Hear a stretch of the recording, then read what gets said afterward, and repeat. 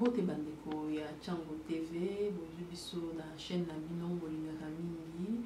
Lelo na émission na biso entretien to yambiko na bino Georges Kapiamba Wazali, président de l'association congolaise pour l'accès à la justice ONG Oyo et bundaka penza pona makoki ya bato na ye to kosolola li solo oyo ezo pesa penza milinga na moto li solo yango ya loi électorale ba votaki lundi dernier na Assemblée nationale akage emoni yango ndenge nini est-ce que loi wana ezali ko respecter constitution ndenge elobeli nde to kosolola yango na ndeko Georges Kapiamba to kolobela pe manifestation outi koleka le 30 novembre bango bazaka na équipe na terrain basali évaluation lolenge nini et puis mabeni nyo ba monaki lolenge nini oyo bato ya opposition to bato oyo bazali basepelite na likambo songolo to pakala bakoki ko réagir pona kolakisa koboya na bango likambo est-ce qu'il faut kaka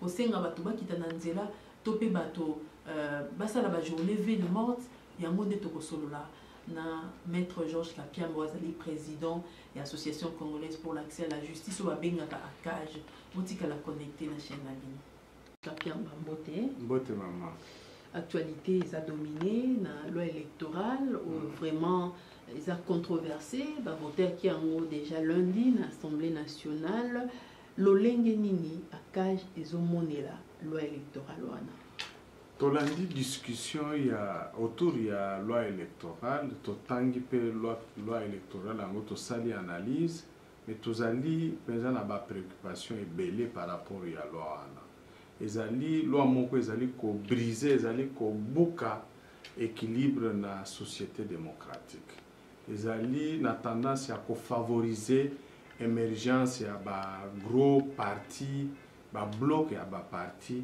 au détriment il y a certains petits partis et puis au détriment il y a candidats indépendants. Donc tout ça aussi pérenangoté parce que ezali recul moko o bisope togogi ko séparanangoté. Voilà pourquoi biso tout ça ko rejeter loi wana.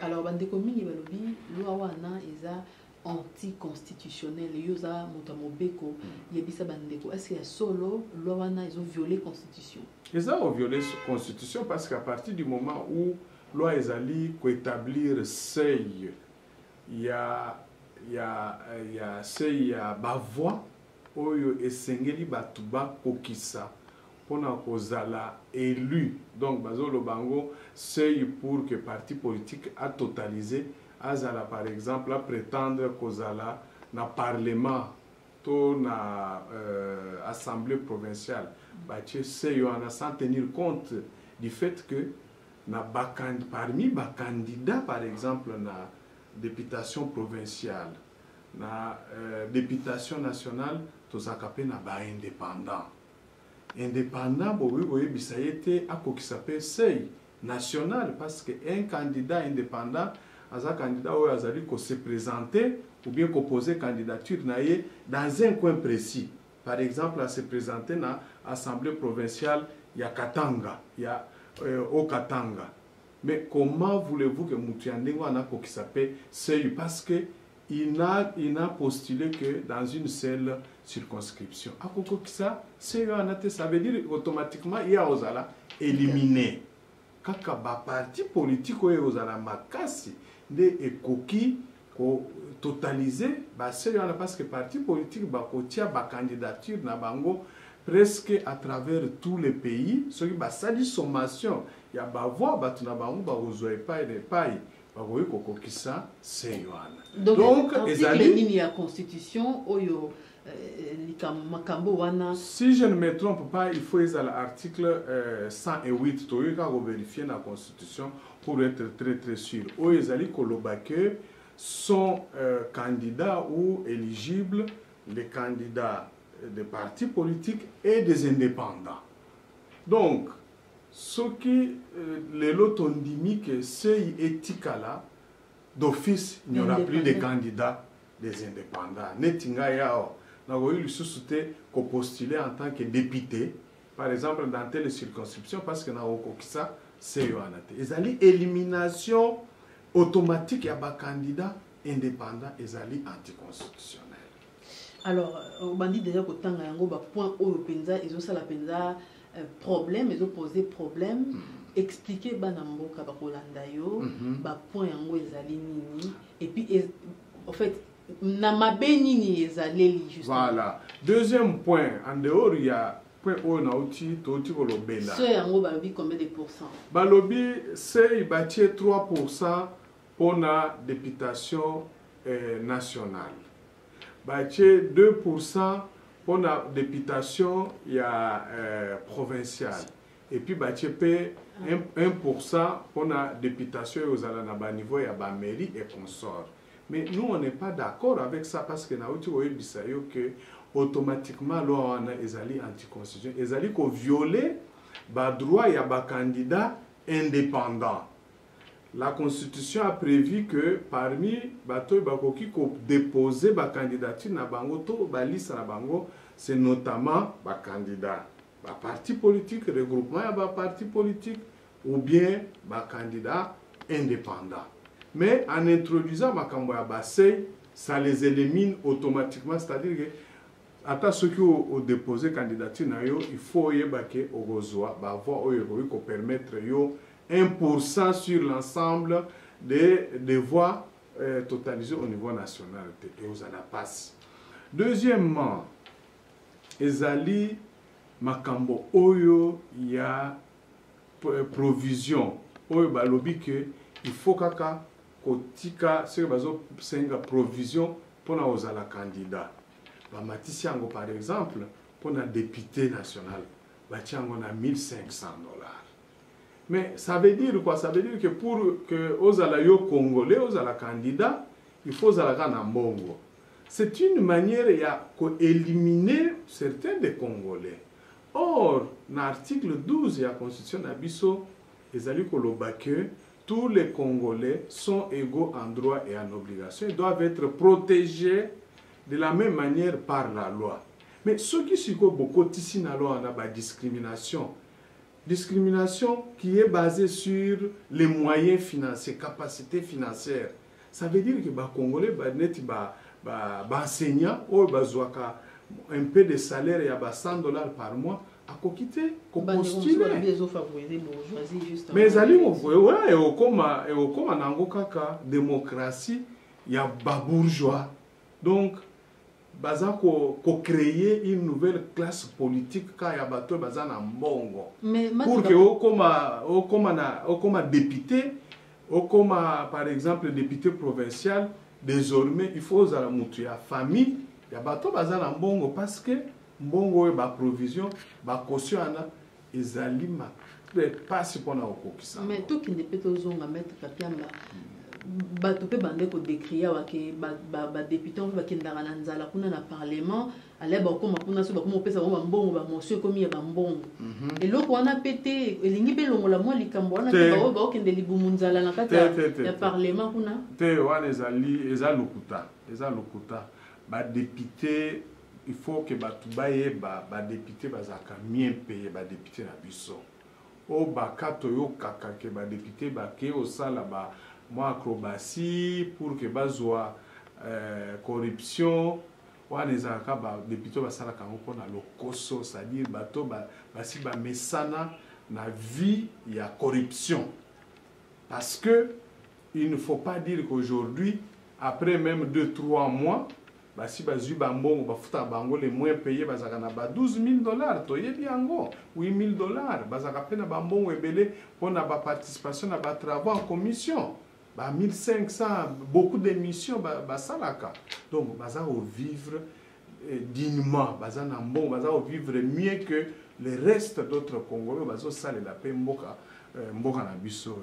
Donc, ba pratique ya corruption, ko vivre, ko vendre à conscience, wana ba député basala kango pona lokoso kaka cupidité et puis mingi parmi bandeko na biso ya ba député bazali bato bazosala politique wana pour leur propre vente pona koluka kaka des biens matériels personnels baza penza porté par combat esprit ya kosalela peuple koluka bien commun. Voilà l'explication qu'ils font donner. C'est pas parce qu'à les leçons petit bango même à 15 000 $, même à 1 million kabaka, il y a la corruption et on continue. Ce beau petit bango 1 million ba oluka siko bazoa 2 millions bazoa 3 millions. Donc c'est déjà un esprit ezali quanté bango qu'il faut combattre et voilà pourquoi il faut que justice étant la malamu de sorte baka ya ba corruption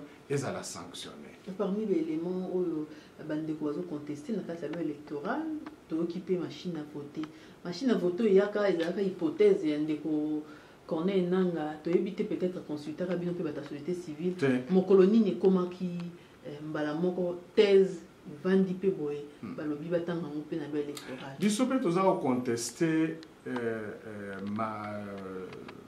machine à voter oyo ba introduire na loi na pourquoi parce que ils allaient permettre la possibilité à la observation indépendante, c'est-à-dire bah observateur net ya société civile bah observateur indépendant bah ko capter ko vérifier véracité ya eloko anandenge ba chiffre oyo ko sortir et ko bimisa.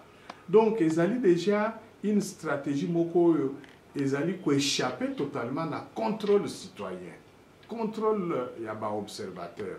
Voilà pourquoi biso tozo ko rejeter notamment disposition de la loi électorale où il faut anticiper machine à voter. Et puis de deux, ils allaient anticonstitutionnels parce que la loi ils allaient introduire vote électronique alors qu'ils allaient permettre dans la dernière loi. Mais c'est ni lobby qui ont vote électronique pensate. Mais il y a un lobby qui allaient vote électronique pensate. Quelle est la différence? Ils allaient vote électronique.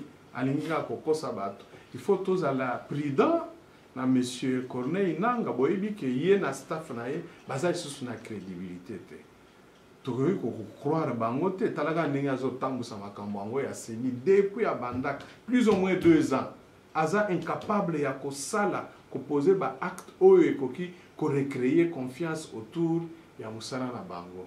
Pourquoi? Parce que azali trop soumis na majorité présidentielle. Comme ça, les autres rentrent dans le calcul de la majorité présidentielle. Toyoka qui audition publiée dans les réseaux sociaux. Voilà. Non, nous avons eu réaction à KGT, à KGT Palanda qui a eu. Quand KGT monte, il y a une réaction à KGT. Tu as sali dénonciation, tu dénoncé benga messe noire. Oyo ezali repris na kati ya élément sonore wana ezali kolakisa nini ezali kolakisa ke bandeko na biso baza na PPRD baza na majorité présidentielle bazali kosala barencontre baza kobongisa bastratégie kaka mpona kocompromettre caractère régulier ya processus électoral de sorte que fraude ezala neti élément déterminant dans la élection future. Au lieu que ezala fondé sur l'égalité des chances, de telle sorte que mutu oyo akozwa ba voix ebele de manière régulière, transparente, azala mutu oyo azala proclamé comme victorieux, soit président de la République ou bien député. Donc ekoluka ezala déjà situation ils ont prédire chaos pour mboka na biso après ba élection parce que contestation et aux ala makasi biso pe tolingi ba makambo ya ba contestation te yango to senga makambo ya ba machine à voter balongolango. J'espère que au niveau ya Sénat ba sénateur ba opposer biso pe nyonso ba congolais nyonso opinion nationale to ça la pression pour que eloko na machine à voter balongolango.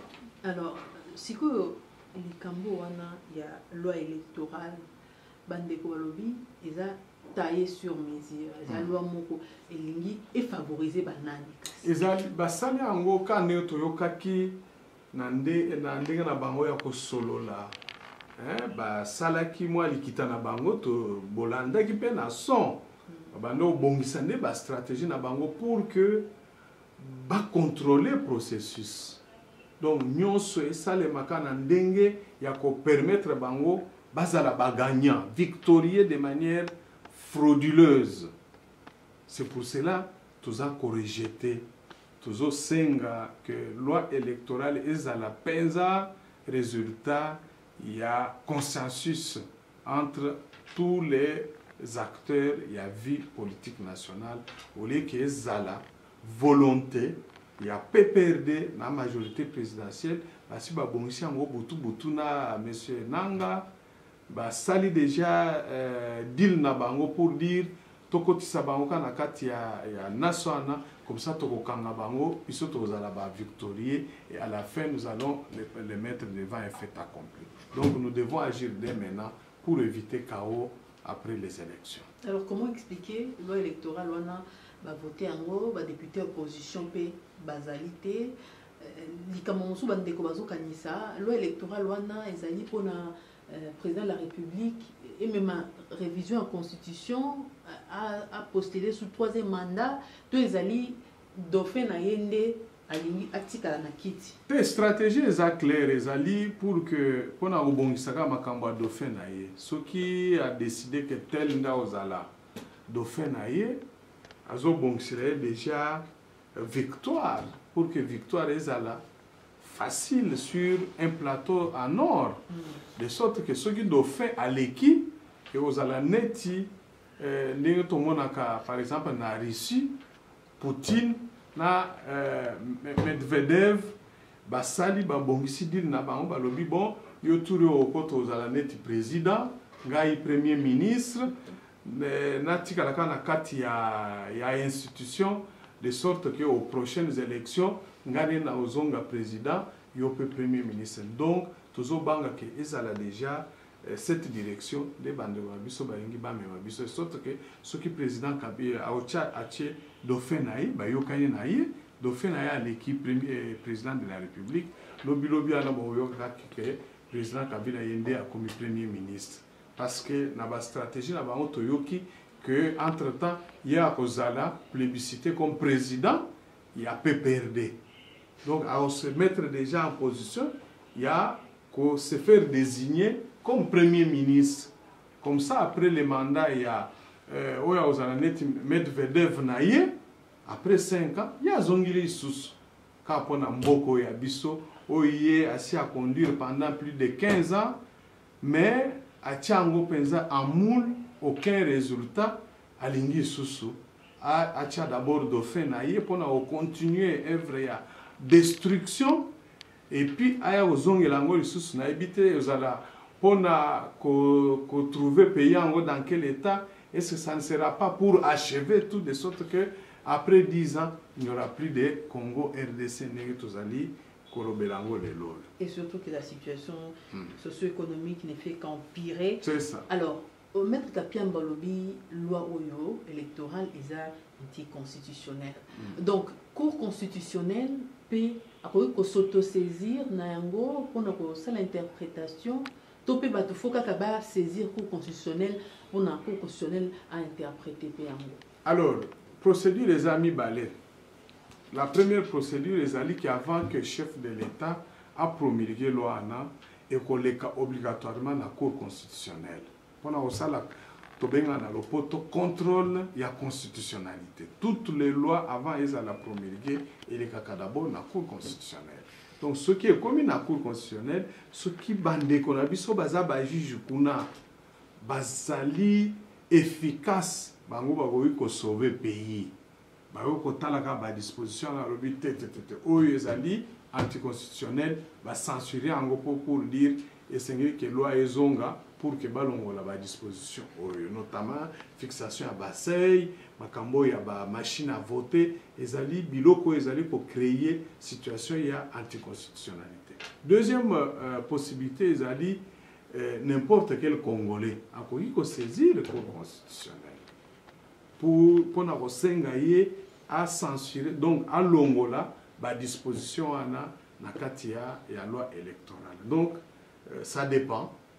Oyo zala efficace, mais nayoki déjà que certains députés vont déjà se préparer pour attaquer en gros devant la Cour constitutionnelle. Donc, l'éthique à la Cour constitutionnelle, magistrat, au magistrat, on a des bako catholiques. C'est ça. Alors, Toyoki que malaise, les dans le gouvernement, on a sujet à loi. Il semble que loi Oyo, Monsieur Chadar a présenté l'Assemblée nationale, il a adopté qui n'a conseil. Est-ce que vous avez un moins d'éléments sur... Toyoki peut Tolandiango depuis le long à Tongo, déclaration à certains ministres proches à Chibala et puis au Lengako, que bango bazo lobelango, que bazali dessus texte qui soumis, ezali texte bango badopta qui était dans le Conseil des ministres. Mais une chose est quand même surprenante. Ça fait quand même longtemps que le texte est emboli dans les réseaux sociaux. Bandeko na biso ana bango ba lobela biso lelo ke batanga ki angote biso nyoso tozilo ana à travers les réseaux sociaux. Mais comment basala ki réaction anate? Je comprends tout simplement que bango ba koti déjà dans la majorité présidentielle. Lelo bazala kati ya majorité présidentielle. Ba kanisa ki peut-être que soit ba koti ya majorité présidentielle, ba ozala na espace moko plus privilégié, mais ils se rendent compte que la plupart d'entre eux bazali ba patron ou bien ba chef ya ba parti mike oyo ozala na application ya principe ya seyo na ba ozala tous va disparaître ba okokate parce que nayebi que parmi bango ebele bazala kutu ata na député moko te na parlement. Donc ba okokisa te seyo kokokisa seyo ana vraiment ozala difficile, c'est pour cela bazo banga siko basali moi marche arrière. Mais je crois que en dehors du fait que ezali expression ya opinion bazali sous la crédibilité te bandeko na biso bazali sous la crédibilité et puis basali réaction na bango avec beaucoup de retard. Pourquoi bazelaki tout ce temps au lieu baganga depuis longtemps pour dire que toboyi basala veto na kati ya gouvernement. En tout cas, je ne crois pas que le peuple congolais a Hollande bango les sous parce que texte au bango ba votaki na conseil des ministres ezali ya solo oyo ezaki présenté, mais en dehors de ça ceux qui ezali tricherie bon va déposer plainte contre le ministre Chadari pour faux usage de faux. Voilà, et vous allez jouer na bango ka.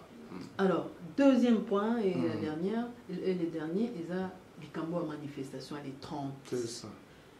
À cage implanté presque sur tous les territoires. Il y a un monitoring na terrain et zalaki nini.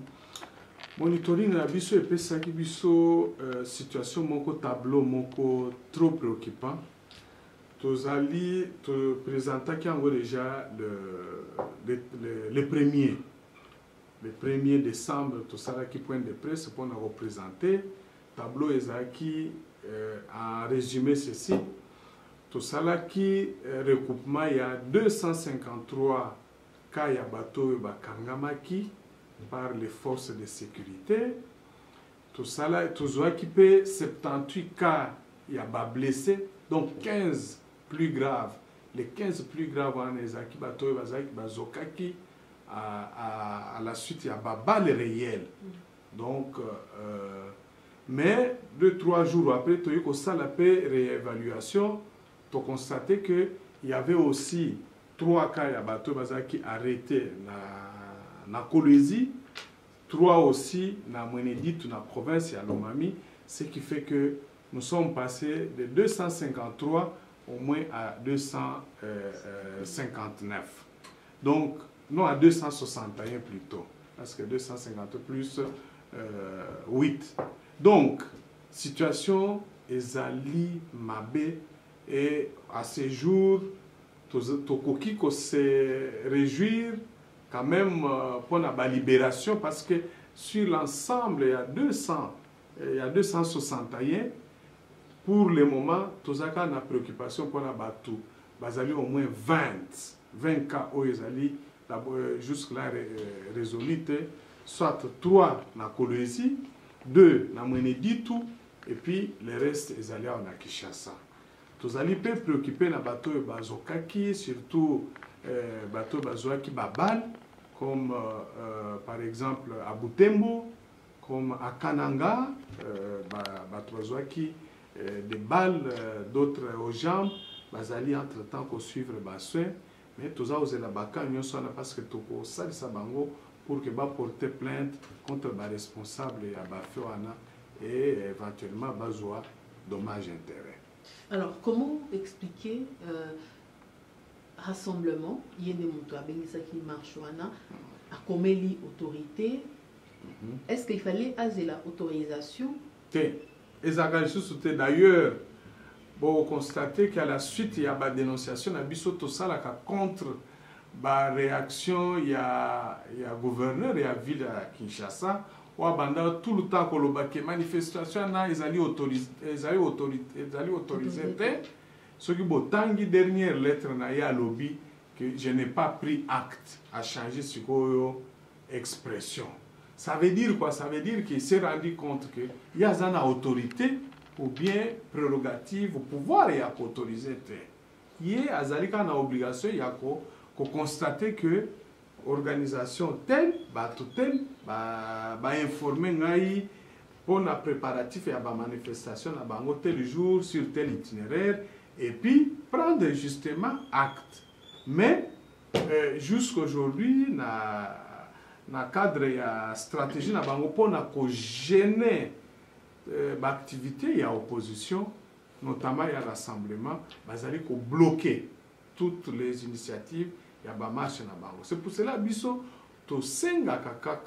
avons l'autorité en Mboka va respecter la Constitution, va respecter les droits et libertés fondamentaux, il y a des citoyens notamment, il y a des marches, en manifestation pacifique sans être réprimée. Alors, rapport au Human Rights Watch, il dit que le gouvernement s'occupait à recruter ex-M23 pour réprimer à 100 manifestations des rues. Le Lengeni, Akaj et Yambi, révélation. Tozui, Tolandi, rapport avec beaucoup de préoccupations, beaucoup d'inquiétudes, parce que vous voyez que les révélations beaucoup troublantes dans un État. Yo aux alliés gouvernement, aux alliés agents, il y a l'État, officiers, il y a l'État, aux alliés payés par contribution, impôt, il y a Congolais, il y a citoyens congolais. Mais comment au coquille kozwa maïele kozwa décision kosa la projet ya kolobake bo recruter hors la loi ba rebelle bo bazali en dehors ya pays bo importer bango pour que ba réprimer banamboka. Mais c'est incompréhensible. Le gouvernement a rejeté un mot. Le gouvernement a rejeté un mot, mais il faut aussi un gouvernement andima enquête indépendante internationale. Wanande ekoki ko pesa biso lumière o ekoki ko permettre tout le monde, opinion nationale et internationale, pour que toyeba soki Human Rights Watch akosi ou bien lobby à solo. Voilà c'est le biso todo ça. Alors est-ce que kaka maître Gapiamba il faut ce que au sepeli nelo côté na mboka ko marcher kaka otambola na nzela? Ils ont un mot droit. Pour pouvoir en place, ils ont réagi. Mais ils ont réagi. La seule solution, il y a contestation. Oui, contestation.